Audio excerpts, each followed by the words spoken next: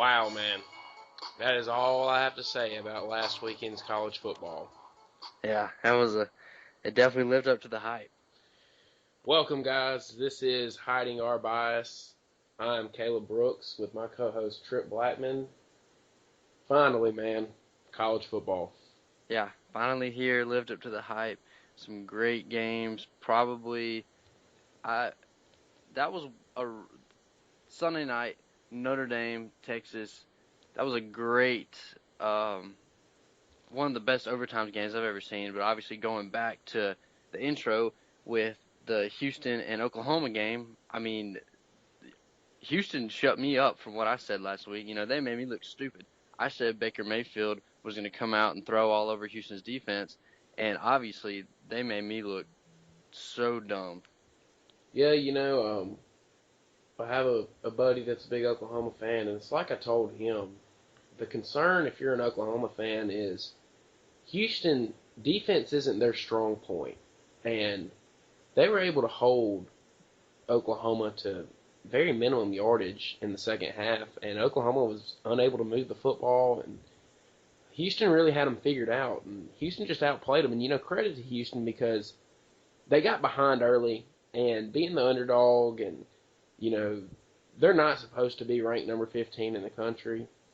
They're not supposed to be playing with Oklahoma. They could have laid down at times, and they continued to fight, and they basically took the game over. And they've now beaten two top 10 teams in a row. They ended the year last year with Florida State, beating them in the Chick-fil-A Bowl, and now they start the year beating Oklahoma this season. And they didn't just beat both those teams; they dominated them. Yeah, Houston looked really good. Oklahoma not so good. It's like they came out so flat, just weren't ready. Houston has obviously been preparing for this game for a long time, and I think that this is about to start. Maybe even pick up a little bit of I don't want to say dynasty, but a little bit of an era in Houston football that people can be proud of, and people can actually say we were really good, because Houston, they might mess around and make the playoffs this year. Well, yeah, and it's going to be real easy for them. I look at their schedule. The only game I really see them having a chance of losing from here on out is Louisville. And so, it kind of sets up good for them. They don't play a very hard schedule. Being in the American Conference, they do have to play Louisville, and we know Louisville can score. And that's going to be the only game I really see them having a chance of losing from here on out. And if they are able to go undefeated, I do think that they make the playoff, especially after you look at this first week and all the teams that were beat. Oklahoma goes down. LSU goes down. Notre Dame goes down. Um, Clemson did not look very good against Auburn Saturday night, and Auburn had a little bit to do with that. They played well on defense, but still I thought Clemson didn't look very good offensively either. They missed some passes, turnovers, just did not play like they were capable of, and the best looking team of the week, and may sound a little biased, but it was Alabama. Yeah, it definitely was. I didn't get to see a lot of the other games, especially. I didn't really get to see any of them. I saw, of course, I was eating lunch and I saw the Houston Oklahoma game. Well, I saw like a quarter of it, and then I saw the last play of the South Alabama Mississippi State game. But other than that, I was busy. I went out to Dallas with my girlfriend, and we were pretty much just like tailgating and just hanging out with friends all day before the game, and then finally went in. And I think there was one game. What game was it that finished like right before Alabama kicked off? It was Uh, like Texas A&M and UCLA, that's what it was. That's and what then they had that. Georgia and North Carolina finished like 30 minutes into it. Yeah, they had the UCLA A&M game playing on the big screen and outside the stadium everywhere. So everyone was sitting around watching that one. That was a pretty good one as Yeah, well. it was a good one. Texas A&M was up 24-9, and then just blew it late. And Texas A&M looked good though, man. I'll say that they look like a top 10 team. They got Chavis as the defensive coordinator, came from LSU, and I think he's starting to get them pointed in the right direction on the defensive side of the ball, which is scary because you know how someone is offensively, and Trevor Knight played really well for them. Yeah, I didn't. Like I said, I didn't really get to see much of it, but I heard that. I heard they played pretty well. I heard Clemson did not obviously play well. I follow some Clemson fans on Twitter, and they were saying, "Oh, this is not good. This is not a good sign for our season." Obviously, it didn't hurt them because they're still. Are they still number 2 in the AP poll, or is it 3? I think that they moved back to 3. 3. Well, there's still plenty of time left, and they're still fine. They're still sitting good. So there's nothing really to worry about with Clemson. I feel like they just kind of came out flat. Uh, like I said, a lot of season left, a lot of football left to be played. So I think that they'll be all right. Auburn, I heard Auburn looked like they came out ready to whoop some tail. Yeah, on defense they did. Offensively, their game plan was just very, very poor.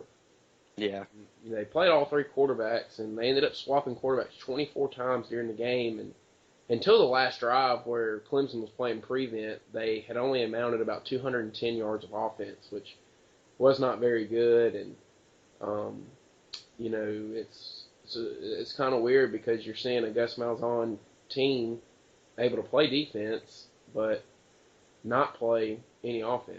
And, it's kind of a carryover from last year where their offense just wasn't very good, and it looked even worse Monday night. yeah. And the team that I was most disappointed in this weekend was got to be LSU. I don't know it. What's going on out there? I obviously didn't see the game. But it just didn't seem like the LSU that we know just by watching, highlights and keeping up with it on Twitter. It just looked like something was missing. They only completed 3 passes in the whole game. So it's like we said on the show the other day, Wisconsin was going to stack the box and make them throw, and they did that. And LSU was unable to do that. And then, at the end of the game, I have no clue where Brandon Harris was throwing the ball. I'm sure that you've seen that play where he threw the interception in the game, and then the lineman came and late hit the guy. Yeah, I saw that. I mean, that's just being a sore loser right there. Yeah, there was a lot of dirty stuff that went on this weekend as well with that play, and then, the USC guys stomping on one of the Alabama guys' bad area down there. And Yeah. there's another guy ejected out of another game. I can't remember which one it was, but, it was a real chippy, which you can kind of expect, I guess, week 1. Alabama had a guy that was real chippy. Ronnie Harrison was really chippy in the game the other night. Ended up getting into a fight on the sideline. I don't know if you ended up seeing that. Yeah, Got I into it heard with about Eddie it. Jackson and Reuben Foster on the sideline because they were getting on to him for talking so much on the field. Yeah. And Yeah. they're just the emotions of the first game kind of get to you. I understand that, but there's a lot of stuff going on this weekend with things like that. Yeah, but I am very proud to be a student at the University of Alabama after this weekend. I'm very proud. Um, Jalen Hurts looked outstanding at quarterback. Whenever I guess it was the 4th drive that he came in, nobody was really noticing it, and somebody stood up probably a couple rows behind me and said, "Hey, that's Jalen Hurts." And at that time, it was like everybody in our section started cheering, and then you looked left and right, and those sections are cheering, and then next thing you know, the whole Alabama crowd just up in an uproar for Jalen Hurts, and he looked a little shaky the first few drives, but by the time the second quarter, second half came around, he was looking like a vet. Yeah, he played really well, and this might be the year of the true freshman quarterback, man. You got some guys that can really play, or not the true freshman quarterback because Florida State's guys are redshirt freshmen, but just the freshman quarterback. Bama had 2 freshmen play that, when Barnett came back in the game, he ended up playing pretty well. Florida State's guy last night was outstanding. Texas's guy was outstanding. So a lot of young guys able to walk in and really produce this weekend for their team, and it's very interesting to see, and it's fun to see because now you're going to get to see those guys for a while. Yeah, Hurts did well. Uh, Barnett did well after he kind of got the nerves calmed a little bit. Cooper Bateman, not so much. I don't know what the deal's gonna be with him. And then last night's game, FSU and Ole Miss, great game. Uh, what's his last name? Francois. Francois, that's what it is. Francois. I kind of wanted the whole time. I was like, man, I really want to know how Jameis Winston pronounces his last name. The whole time I was like, I just want to hear him say it once. I want him to get interviewed, and I want someone to make him pronounce Francois because I know he would butcher it completely. But he looked really well in the second half. He looked extremely well, extremely poised. He took a lot of big hits last night, but it was really good to see him get back up and still making plays, still making throws.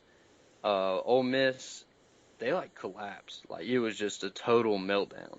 Well, early in the game, Ole Miss, they looked good, but I was texting one of my buddies, and I told him, I said, Ole Miss really isn't playing as well as everybody's making it out to be. Florida State was playing that bad. And I think you Yeah. saw that in the second half, that Florida State finally settled into the game. And, you got to credit Jimbo Fisher and his staff. They've now proven they make some great halftime adjustments. Yeah, they do. You go back to 2014 when they had Jameis Winston that year, and they were behind so many times at halftime and came out in the second half with, they made adjustments and was able to come back and win. And they showed it last night. They went in and made some great adjustments. Had a big momentum changer getting the interception after they had scored that touchdown. And, immediately they were right back in the game. And then they just never looked back. And Ole Miss just never looked like the same team as they did in the first half. And I think that had to do with Florida State finally started playing to their capability. But I will say this, man, Ole Miss looked quick last night. They're fast, and I think that in 2 weeks they're going to be able to match Alabama's speed. But, with Alabama being coached by Nick Saban and Ole Miss being coached by Hugh Freeze, I think Alabama definitely has the advantage in the coaching department. And, you can point to Ole Miss as beating Alabama 2 years in a row, but Ole Miss had a lot of fortunate things happen in both of those games. So that's going to be a fun one. But, back to last night, Ole Miss looked good early, but, Chad Kelly turned the ball over 4 times, 3 interceptions and a fumble, and, just did not play well. But it was also a credit to Florida State's defense for finally settling into the game, and, their defensive line dominated Ole Miss's offensive line in that second half. Yeah. Ole Miss, Chad Kelly, he looked good the first, I guess it was quarter, 2 quarters. I kind of got in late, middle of the second quarter. Finally got back home from Dallas. But what I saw, or what I was listening to on the radio, everybody was like, wow, Chad Kelly this, Chad Kelly that. And then I get home and I'm watching him, and then he's just making mistakes left and right. And I feel like Florida State really exposed him for who he really is. Yeah, and, it's like I saw somebody last night say, this will be the first year that Alabama goes into the Ole Miss game actually having some film on them, because the last 2 years Ole Miss has played just cupcake teams before they played Alabama and haven't had to show anything. And last night you now get to see them on film against a better team, and they had to do some things on offense and on defense they wouldn't have normally had to do. So, it's the first time we've seen Ole Miss tested early in the season, and early in the game they were playing well and just ended up, I think that what you saw was Ole Miss doesn't have depth. And, the same guys were just out there consistently. Florida State ended up running 85-plus plays last night on offense and just ended up wearing the Ole Miss defense down. Yeah.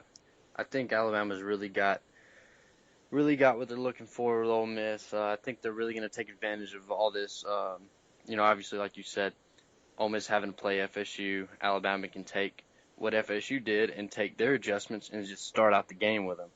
That'll be really beneficial. But I don't want to overlook the Texas Notre Dame game.